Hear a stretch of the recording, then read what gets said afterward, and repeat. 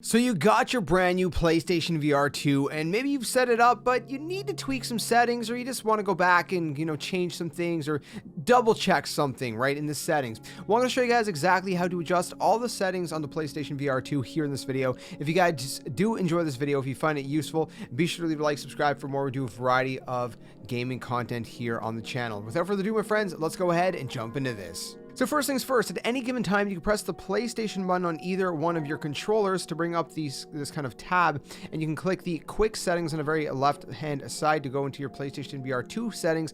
But if for some reason you don't see that tab there, which it should always be there technically, but if you don't, you can just go to the menu, you go over to settings, you're going to scroll all the way down to accessories, and once you're in accessories, you're going to go down to PlayStation VR2, and there you're going to have all your settings. Now, of course, you can set your play area, which I'm not going to do right at this moment, but I can show you guys some gameplay up on screen or some footage up on screen just so it doesn't kind of mess with me, because I am currently not wearing my actual VR headset.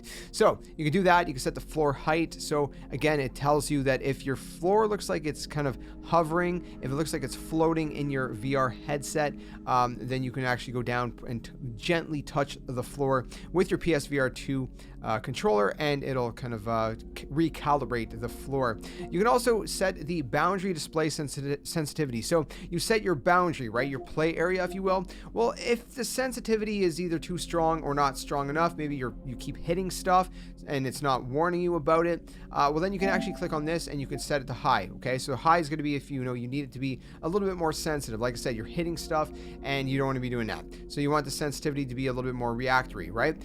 Or on the other hand, if you feel like it's kind of warning you and taking you out of the game too often, you're not hitting anything, there's no issue, and it's kind of doing it too much, then you can go ahead and set it down to low, and that will kind of help reduce sensitivity a little bit and all that good stuff.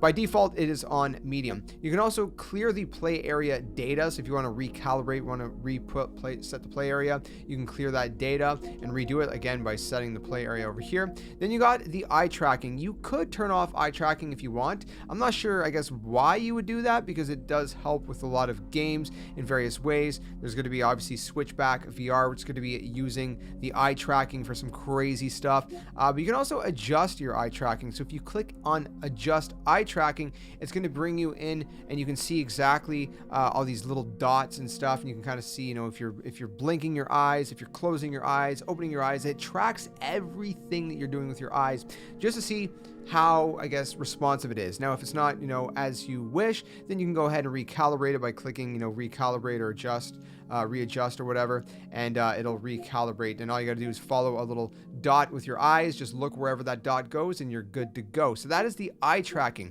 Moving down from that, you can actually click on check how to put on the VR headset. So if you're not really sure how to properly place it on, you can see that right here, which is very, very useful. So you got the function button, which is going to be useful for this guide, and then you press the function button so you can actually have the see-through, right? That's going to create the see-through so you can actually see your surroundings without taking the headset off, which is very useful because, again, it has 4 cameras on the front there, as you guys can see.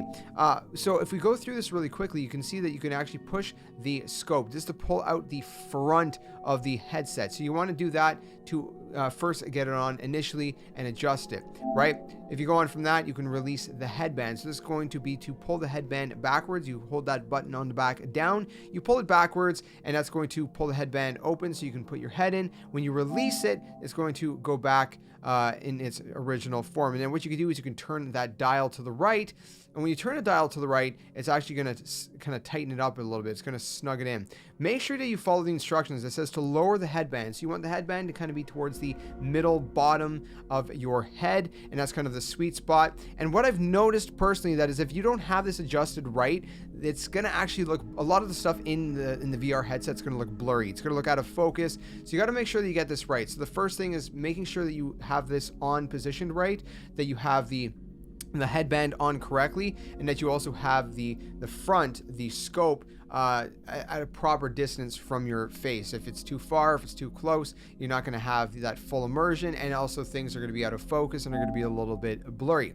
Of course, you can go put on your stereo headphones on once you do that, and you're pretty much good to go. So beyond that, you can go ahead and adjust the lens, distance, and VR headset position. So again, that's just kind of going to be how your eyes are positioned. So when you adjust the lens, it's, again, everybody has different spacing with their eyes between, you know, the left and the right and their nose and all that, the spacing of their eyes. So you're going to kind of adjust the lens for your face, and what you want to do is you want to get where it's tracking that your eyes are in the center, and it'll show you when it's good. If it's not good, you'll know it, and you'll also have problems. Everything's going to be super blurry. It's going to be really annoying, and it's just not going to be a good time. Moving on from that, you have screen brightness. Now, this is currently grayed out for me because I'm not wearing my headset. Again, I am not wearing my headset just for the sake of recording this video. So when you're wearing your headset, you will be able to adjust the screen brightness. If you're not wearing your headset, you will not be able to adjust the screen brightness. Keep that in mind. So if it's grayed out, it's probably because your headset's not on,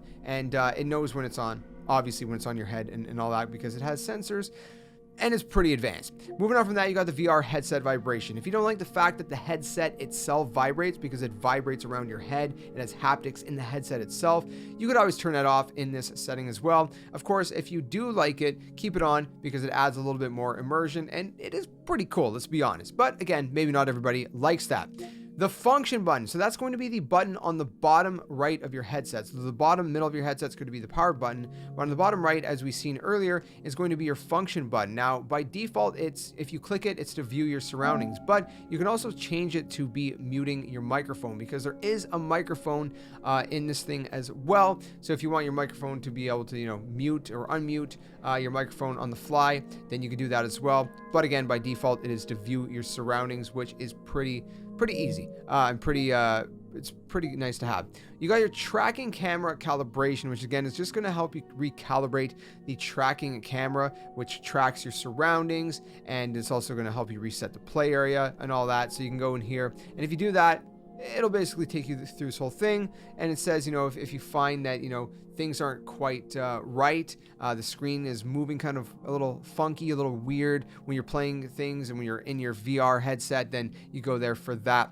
Of course, you can also adjust the screen size. This is also grayed out for me as of right now because I don't have my headset on. But basically, when you're not in a VR game, there's a cinematic mode, right? It basically feels like you're in a black room with a movie theater screen in front of you. That's kind of how it works. So you can adjust the screen size. That's to make it look a little bit further from you or a little bit closer from you. Then you can lock your audio position, which locks the position of the stereo audio so that the audio source does not move with the 2D screen. And then of course, you have your video output. So if you want to output 120 hertz video to your VR headset, you can do that. And it actually notes that even if the HDMI device that your PS5 is connected to doesn't support 120 hertz, you can still do this. To make it work, you need to be wearing your VR headset, of course, with the power on when you start a game or app. So again, you can still have 120 hertz enabled on your VR headset, even if your console doesn't have it. Same thing, HDR right here. I don't have, actually I do have. Do I have? I don't remember if this is an HDR screen. Either way, output HDR to your video headset, even if the HDMI device doesn't support HDR. So if you have your TV that doesn't have HDR or 120 hertz, you can still output it to your VR headset, which is really nice. Then there's also related settings if you want to go to your general video output settings, which is for your PS5. Then you have tracking support. So they say to turn this on if you experience tracking errors often, or if the VR screen moves around on its own. But if you do that, a frame is going to be added around your TV screen to make it easier for your VR headset to recognize. So keep in mind, if you're trying to record gameplay, I think it's going to record that as well. So that would be a little bit annoying if you do have that. So if you're trying to obviously record gameplay in any kind of source, if you are a content creator. There's open source software, PlayStation VR2, which quite frankly, I don't know what this is. I haven't went to it, but if you click on it, I guess it's just kind of a bunch of different legal jargon. I'm not really sure. I wouldn't really mess with that personally. Leave it as you will. And then you have your set timer until your VR headset turns off. So you can go into system and power saving, and you can set it to either 10 minutes, 30 minutes, or 60 minutes. So again, See how it says system and then power saving? What we're actually going to do is we're going to go to system and we're going to go to power saving so you can see it from here.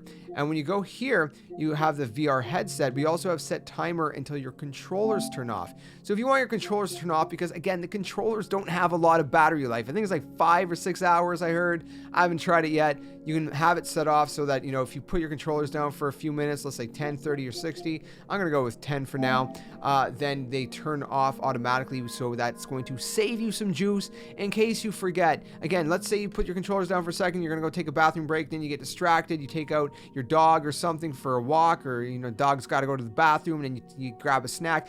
Meanwhile, what do you know, at an hour or 2 hours pass, you come back and your controllers are dead. Don't want that. So that's what that's for. Go there. That's also going to set it for your normal controllers as well, so do keep that in mind. And that's pretty much that. So those are all the settings in the PSVR 2. Again, keep in mind that when you're in here, you can actually click Quick Settings and you can instantly click View Surrounding. So if you do have the function button on your PSVR 2 headset set to be your mute button, then all you can do is you're just going to press the PlayStation button on either one of your controllers. You're going to click the PSVR 2 action tab, whatever this is called, and then you got your View Surroundings. You can also adjust your screen brightness here and your screen size and your VR headset vibration. You can also have a quick thing for set play area, adjust visibility, and also eye tracking. And then there's also other settings, which is going to bring you back to all of the settings which we just showed you just now. So again, that's pretty much it. That is the VR headset. That is all of the settings for the PSVR 2. I hope this helped you out. If it did, leave it a like. If it didn't, let me know why so I can improve the content in the future. Hope to see you guys soon in another one. And until then, game on, and thanks for watching.